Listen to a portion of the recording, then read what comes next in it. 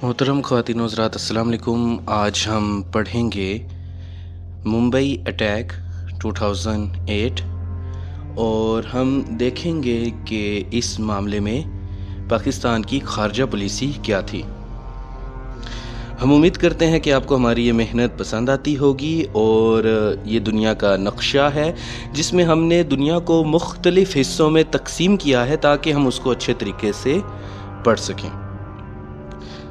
इसी दुनिया में मौजूद साउथ एशिया में मौजूद मुल्क पाकिस्तान की खारजा पॉलिसी की तारीख हम आपको पढ़ा रहे हैं। मुंबई इंडिया का बहुत मसरूफ़ और अमीर शहर है। 26 नवंबर 2008 को मुंबई में एक दहशतगर्द हमले में 172 मासूम लोग मारे जाते हैं और इस वाक़ये को इंडिया अपना 9/11 कहता है।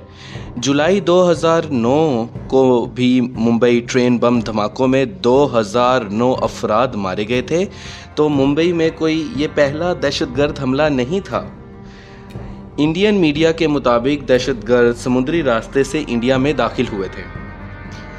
ताज होटल और ट्राइडेंट ओबेरॉय होटल को निशाना बनाया गया। तो इस तरह फॉरेनर्स और लोकल इलीट्स यानी कि वो जो बाहर से सयाह आते हैं वो और जो मकामी अमीर लोग हैं उनको मारना आसान हो गया। मगर इनका फोकस सिर्फ ताजमहल होटल पर था।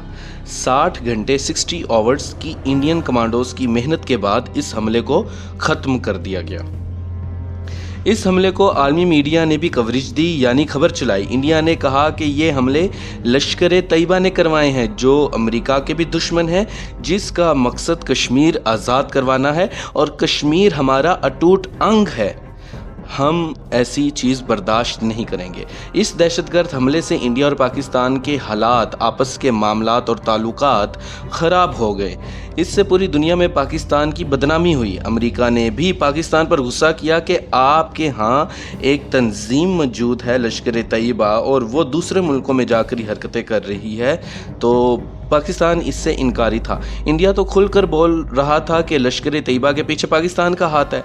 एक तरह मुंबई हमले इंडियन आर्मी और इंटेलिजेंस की नाकामी थे। भाई आपकी आर्मी किधर है, आपकी इंटेलिजेंस किधर है, हमला होना है नहीं होना, तो आपकी जो रॉ है वो इतना जो पैसा खर्च करती है, आपकी इंडियन आर्मी इतना पैसा खर्च करती है।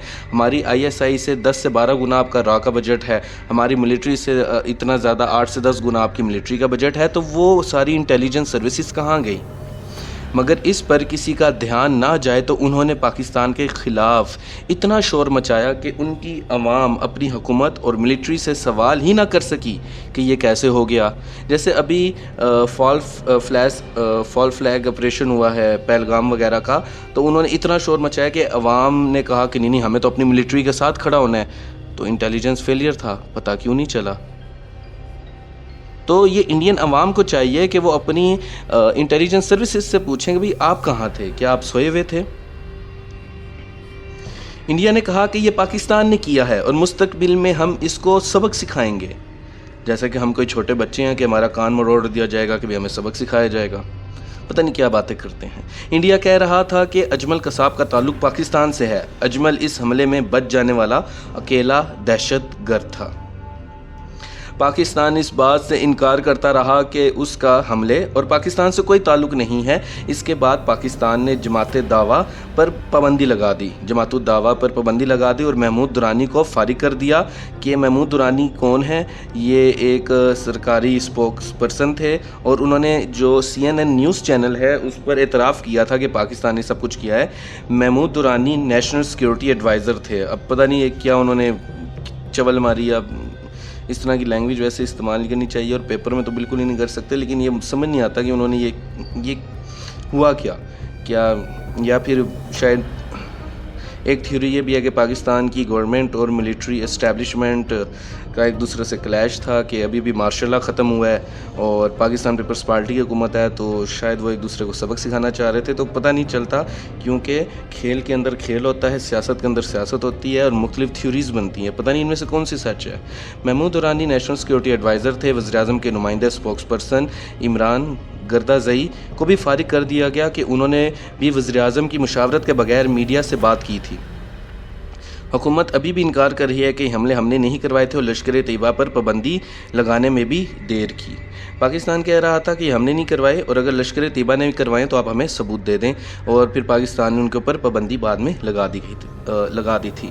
पाकिस्तान जो है वो जमात दावा पर पाबंदी फौरी तौर पर नहीं लगाना चाहती थी। पाकिस्तान ऐसा नहीं चाहता था क्योंकि अवामी सतह पर इस जमात यानी जमात दावा को अवामी सपोर्ट हासिल थी, क्योंकि ये लोग फलाह बहूत के बहुत काम करते थे, वेलफेयर के बहुत काम करते थे, गरीबों का इलाज करवा देना, इस तरह की चीज़ें। और कश्मीर जहाद को पाकिस्तान की अवाम की नज़र में बहुत अच्छा समझा जाता था, वो बहुत अच्छा रहा था कि मासूम कश्मीरियों को आज़ादी दिलवानी है।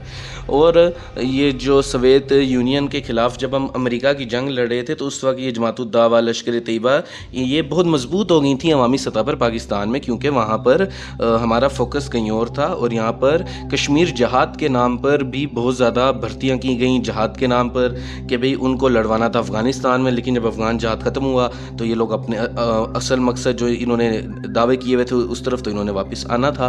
तो नाम कश्मीरी जहाद का था और वो मुजाहिदीन इस्तेमाल होते थे उधर अफ़गानिस्तान के अंदर। और जब अफ़गान जहाद ख़त्म हुआ तो अब इनको कुछ ना कुछ तो फिर चाहिए था। पाकिस्तान में अफ़गान जहाद और फिर अमेरिका के अफ़गानिस्तान में हमले के बाद पाकिस्तानी अवाम नफसियाती और जज्बाती तौर पर बहुत मुश्किल हालात में थे।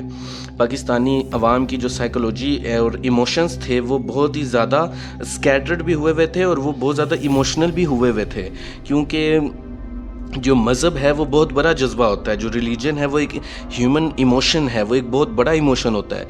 जैसे इसी इमोशन को हिंदुइज़म में इस्तेमाल किया जाता है और आप देखते हैं शुद्धि संगठन, आरएसएस, आर्य समाज वगैरह वगैरह वगैरह। तो हर मज़हब के अंदर इस तरह के जज्बाती लोग होते हैं और जज्बात को वो इस्तेमाल करते हैं। तो 11 दिसंबर 2008 को हाफिज़ सईद जो कि जमात-उद-दावा के लीडर हैं उनको उनके घर में बंद कर दिया गया और लाहौर, कराची, हैदराबाद, मानसरा, पेशावर के दफातर बंद कर दिए गए। याद रहे उस वक्त पाकिस्तान पीपल्स पार्टी की हुकूमत थी।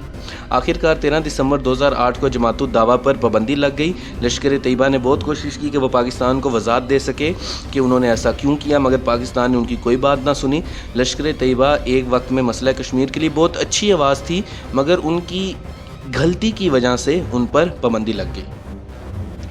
और अगर हम बात करें कि जो मुंबई अटैक है उसने इंडिया और पाकिस्तान के रिलेशन को बर्बाद कर दिया। तिजारत जो होती थी लार्ज स्केल पर वो रुक गई। हमारे बिजनेसमैन वहाँ जाते थे, वहाँ से माल लेते थे, अपना माल वहाँ बेचते थे। तो उस लिहाज से पाकिस्तान को एक बहुत बड़ा सेटबैक लगा और अपने हमसाया जिसकी इतनी बड़ी आबादी है जहाँ पर हम अपनी प्रोडक्ट्स वगैरह बेच सकते थे और वहाँ जो उनकी थोड़ी बेहतर टेक्नोलॉजी वाली चीज़ें हैं वो अपने मुल्क में लाकर अपने मुल्क को तरक्की दिलवा सकते थे, ये सब कुछ एक दफ़ा रुक गया। और आज भी दोनों के दरमियान एक दूसरे को लेकर बहुत ही ज़्यादा मसाइल हैं। उसके बाद फिर इंडिया में एक नफसियाती टोला है, उसकी हुकूमत आ जाती है जिसको नरेंद्र मोदी कहते हैं। और वहाँ पर आप देखते हैं कि वो अजीब अजीब किस्म की बातें करते हैं, आरएसएस के गीत गाते हैं, वहाँ पर अखंड भारत की बातें होती हैं खुल्लम खुल्ला। वो कहते हैं पाकिस्तान अफ़गानिस्तान भी हम अपने अंडर ले लेंगे वगैरह वगैरह वगैरह। तो पता नहीं, हालांकि मैं कई दफ़ा कह चुका हूँ कि नफसियाती मसाइल जो हैं वो हल हो जाते हैं, डॉक्टर को दिखाएं तो कोई ऐसा मसला नहीं है। तो हम उम्मीद करते हैं कि आपको हमारी मेहनत पसंद आती होगी। आज का लेक्चर था, तो चैनल पर बार बार आने के लिए और वीडियोस देखने के लिए आप सभी लोगों का बहुत बहुत शुक्रिया। अल्लाह हाफिज़।